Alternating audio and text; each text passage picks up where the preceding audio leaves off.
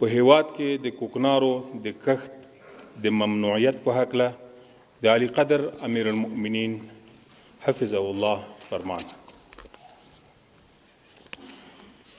بسم الله الرحمن الرحیم.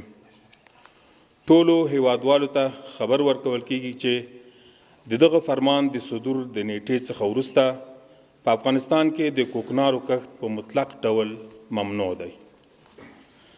تر دې وروسته به هیڅوک په خپلو ځمکو باندې کوکنار نه کري. که هر چا کوکنار وکرل نو کښت به یې له منځه وړل کیږي او په خپله به د شرعي چلن سره مخ کیږي.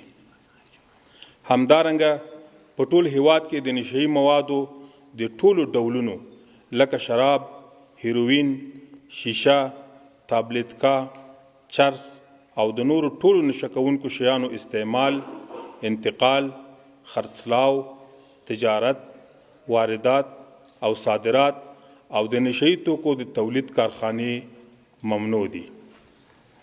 که هر چا د دغه فرمان د حکمونو څخه سرغړونه وکړه، د اسلامي امارت عدلي او قضایي ارګانونو ته معرفي کیږي او د سخت مجازات سره به مخ کیږي.